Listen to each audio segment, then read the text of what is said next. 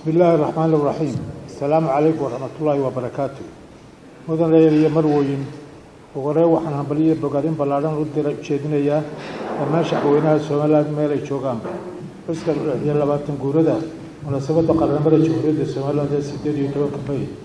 لبكون يتدبي توانكي سيقارة وحن بقادينيا هل يدي إذا مدى قارن كالدوان هل يهبين هيغا كوغو جيرا adkeynta amniga gudaha iyo difaaca qaranka maanta waa maalin weyn waa maalintii la soo noqonay madax banaanadeedii murqacatay 1 Juulaay 1960 waa maalintii hogaamiyaasha dhaqanka iyo siyaasadda ummadana ay ku go'aamiyeen inay dib u saxaan taradii ay ilduufaan 3 sano ka hor 18 May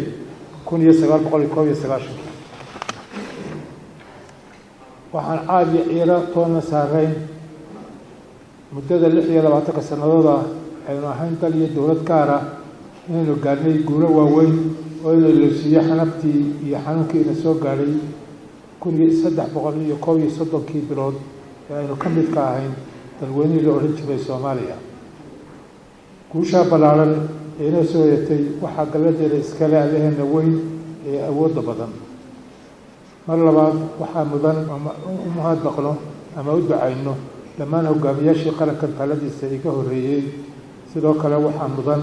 inaynu bogaadino dhammaan haldoorkii iyo haliyadii ka soo kala jeeday qaybaha kala duwan ee bulshada sida ganacsatada culimada haweenka dhalinyarada aqoon-yahanada siyaasiyiinta ee doorka weyn ka soo qaatay horumarka iyo dib u dhiska uu qarankani maanta dugsanayo waxaan leeyahay وين نقول اسمه كوشا دولة دمدة أنا وحصلوا كتير عقلي حدود حدود أين الله هاي وأنا عقل شيء اللي قصده باركين إن كستو أنصر رسمية تندو أخونسن قرن بدنا هذا أنا واحد دبا إن بدن الدنيا كمله هاي نلما عملان سيد دل مرحبا تاسمها هذا كتير متسهل السوا متكتمد إسكاشي تعب توفيق تلولات يلا تلانتابدي سوالان وحقيق شفتا والعذنا إلها كقرسن كرم سوالان من عبي لنش ألبا وعاد صوبح لي والعذنا سعب كقرن كرم وعباش عالم كلها سوالان وقارن تشري واحتال الصري وحنون هاي أمدا عن دكتادنا الدنيا كالدورتين sidaa darteed ma geyno in lagu gafo ama lagu gabood falo ma geyno in loo garbaduubo raggii aanu kala guuray geeliisu kayo jirana aanu kala soconay ma geyno in lagu abaalgudo in la dhayalsado dhinaca kale la dhiso dhigayaga oo maalin kasta maqdarad loo dhigo maalna loogu ururiyo ka garowsan mayno bulshada caalamka inay ku xadgudbaan xornimada iyo xuquuqda aan ummad ahaan leenahay ee eebbana siiyey ka garowsan mayno caalamka cadaalad darro gaadha inay noo soo kala hiiliyaan ama noo kala exdaan malala hadyo waxaan dunida ugu digaynaa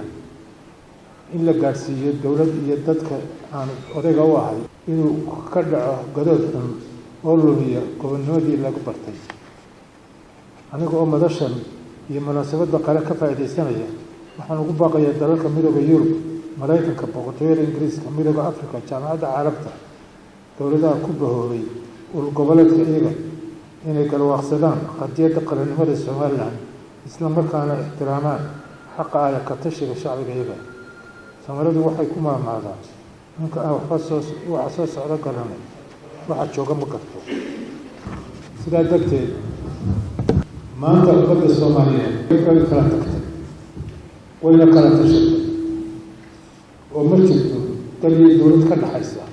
oo ay wadaagaan haddaba haddii qayb ka mid ah laga qaado qabateynta hubka ama dunida hooyso waa hubaal inay talabadaas u horseedi doonto nafaqada geeska Afrika xasiloon darro iyo xurgufo horle oo abuura xiisado xolaadeen waxaan si weyn uga digayaa qowmiyadda Soomaaliyeed la dhex dhigo utub iyo arabi sabab u noqon karta cawaaqib xumo aan laga soo kaban. dhinaca kale waxaan leeyahay man laba u dulqaadan mayno mid kasta oo fadqalale iyo falgalooyn ku samaysa ciidayada iyo calankayaga. waxaan ugu baaqayaa dalka aan dariska nahay ee Soomaaliya inaanu ku wada noolaano nabad iyo deedsami. waxaan leeyahay waqti ha iska luminina riyo iyo dhalanteedna aan run ahayn. waxaan ku celinayaa mar kale dadka iyo dalka aan odayga u ahay way tashadeen caqabayaan idinkuna isku tashada oo iskiin isaga tashada. haddii Soomaaliya noolaan kari weyday oo caqliga falyeeyna si nafaraya inaan iskeed u kala noolaano. mudane mar weeye waxaa sanadka ina soo wajahay dhulfo adag oo kala duwan. eebbe mahadii waxaa hubaala in badan oo ka mid ah kaga soo dabaalatay dadaalkii iyo dowladteedii waanu kaashanay ducaaga. waxaa ka mid ah sicir bararka ama sicir bararka ka dhashay arrimaha soo socda. kow, dhoofka xoolaha nool oo lafdhabar u ahaa dhaqaalaheena isla markaana ahaa waxa ugu weyn aynu la filmo oo la joojiyey. taasi waxay keentay inaynu ku weyno lacagtii adkayd aynu ka heli jiray oo aan ka yarayn $300 milyan sanadkii. laba, lacagtii nooga iman jirtay xooggeena dhoofsan kurbajoog oo sabab kala duwan darteed u yaraatay. saddex, sanad walba waxaanu lacag adag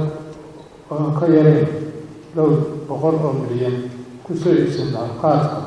oo wax qiimo ah inoogu fadhiya. lacagtaa joogtada ah madaan inagu dhiigbaxa ma jirto haba yaraatee waxaanu ku bedelanaa. afar, ganacsigeedii iyo wax kala iibsigeedii waxaanu ku saraynay lacag aynan lahayn mid kaasha iyo mid lagu isticmaalo adeega telefoonada casriga ah saad iyo iidahab oo taasoo meesha ka saartay isticmaalkii cibadeedii sharciga ahayd. shan, waxaa intaa dheer innaga oo wax soo saar iyo tacab kale u faydan iska daa waxaanu dunida u dhoofineen hab iyo isir khudradii aynu ku beeran jiray oo dhulkeena kala soo bixi jiray waxaynu maanta ka soo iibsanaa dalalka aynu dariska nahay. arrimaha aan soo sheegay waxay keeneen baahi doolar oo xadlaaf ah iyo cimiladeennii oo qiimo dhacda markaa la isticmaali waayo. haddaba waxaan shacbiga Soomaaliland u cadaynayaa inaanu ay naga go-an tahay la dagaalanka sicir bararka iyo hirgelinta go-aamada ka soo baxay golaha wasiirada oo lagu gogol lahaa qiimo u yeelinta shilinka Somaliland jamhuuriyadda Somaliland. mudane mar weyn sida la socotaan waxaa dalka ka dhacay abaaro ba'an oo waxyeello u geystay duunyadii daaqii iyo dadkiiba. abaarahaas waxay si xun ugu habsadeen guud ahaan gobollada jamhuuriyadda Somaliland. waqtigan xaadirka waxaa qiyaas ahaan la xaqiijiyay in 70% xoolihii noolaa ay dhammaadeen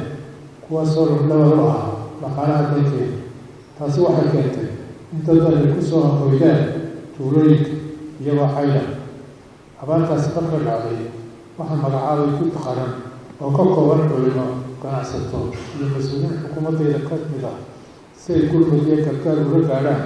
dadka tabaaloobay kuwaasoo ilaa hadda shaqaynaya. waxaa shaki ku jirin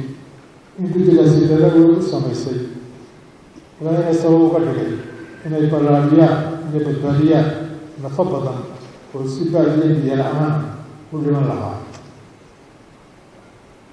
waxaan jecelahay inaan halkan ku bogaadiyo guddidii aan u kalsaaray taakulaynta abaaraha. sidoo kale waxaan jecelahay inaan uga mahadceliyey mid kasta oo ka qayb qaadatay gargaarkii iyo gurmadkii loo fidiyey dalkeena xilligii abaarta. mar labaad waxaan ummadda ku hambalyeynayaa caadooyinka wanaagsan ee dhaqanka ay u leeyihiin inay iska kaashadaan ama iska caawiyaan waqtiga adag. waxaan caddeynayaa in xukuumaddeeda ay gacan weyn ka geysatay gurmadkii abaaraha isla markaana gundhigu ahay howlaha gargaarka horaa loo yiri in arigiisii bahal qaaday ayaa darano mooyaan horo darano lama yidhaahdo sidaa darteed waxba lamaanu harin haba yaraatee kuna faan mayno oo waxa ay xil iyo waajibka saaran eebbe waxaan ka baryayaa inuu ajar iyo xasanaad dhammaanteen inaga siiya qaalaadkii iyo sadaqadii ay noqotay mudanayaal iyo marwey eebbe mahadii roolku waa inoo daay abaartiina way jirtay hase yeeshee waxaan madnaan ina dhaxasiisay dhibaato weyn oo u baahan gurba degdega iyo qorshe aynu kaga gaashaanano ama kaga hortagno abaaraha ina naafeeyey ee nagu soo noqnoqonaya duco qabayaan qoysaskeena xilliga abaarta caawinay waxay soo doogeen iyagoo badi xayl ah xeradii xoolaha uga buuxi jirena ay madho tahay oo xooliya calaf kalena aan haysan haddaba markaan arkay durufta dalka ku jiro waxaan garwaaqsaday in loo baahayay mar labaad aynu samayno gurmad qaran sidaa daraadteed waxaan u bedelay dabaaldegii iyo damashaadkii 18 Bil oo ay munaasabadii qaranka qaalaan ururin ballaaran oo aynu ku taageerno dadkeena taqaanaysan si looga madadaaliyo mashaariica qiimaha badan waxaan magacaabay guddi qaran oo ka kooban noocyada kala duwan ee bulshada culamaauddiin ganacsato ururada bulshada rayidka ah xisbiyada mucaaradka ah iyo xubno ka tirsan xukuumadda guddigan waxaan u xilsaaray qaalaan ururin ballaaran oo ka bilaabanta dalka oo dhan maanta oo ay bishu tahay 18 May ilaa 26 Juun 2017 qaalaan ururinta oo socon doonta muddo 5 cisho waxaa lagu fulin doonaa mashaariic lagaga soo qabto abaaraha kuwaas ay ka mid yihiin kow in lagu celiyo dadkii ka barakacay deegaankoodii laba in loo iibiyo xoolo nool dadka cayloobay gaar ahaana kuwa ugu jilicsan saddex in la qodo xelal biyo iyo badiyo biyaha socda lagu qabto afar in la xidho seerayaasha badan ee lagu baxsado xilliga jiilaalka shan in dadkaan awoodi karin laga caawiyo qodaalka beeraha xilli roobaadka haddaba waxaan ugu baaqayaa shacbi weynaha Soomaaliya ee midgaya maamuuska mudan inaynu fadhiga ka kacno oo ay ka qayb qaataan qaalaan ururinta ballaaran ee ka bilaabantay guud ahaan gobollada dalka oo dhan waxaan leeyahay dadka iyagoo wax isu hura wax isu quura wax isa siiya waxaan leeyahay isku tashano waxaan leeyahay tala saaran waxaan leeyahay isu naxariisto eebba inoo naxariistay duco qabayaan ummaddan asaageeda ku gaari kartaa aqoon iskaashi iyo isku duubni sidaa daraadteed waxaa noola gudboon kow inaynu mideyno maskaxdeena muruqeena iyo maalkeena laba inaynu kor u qaadno wadajirkeena iyo wada jacaylkeena isla markaana aynu ubadkeena ku abaabulno arrimaha saddex inaynu wax weyn ka bedelno qaabkii aynu xoolaha u dhaqan jirnay aynu ka dhaxalnay awoowayaashii afar inaynu xoog saarno wax soo saarka beeraha iyo kalluunka shan inaynu qabanno doorasho xor iyo xalaal ah xilligu loo talagalay 13 Novembar 2017 isla markaana muujino bulsho ahaan habdhaqan ku dhisan baraarug iyo dhisay badan sida caadadaynu ahay lix inaynu joojino ama yarayno cunista qaadka kaasoo aragtib ku ah nolosheena dhinaca dhaqaalaha dhaqanka iyo caafimaadka toddoba inaynu la nimaadno qorshayaal aynu ku qabano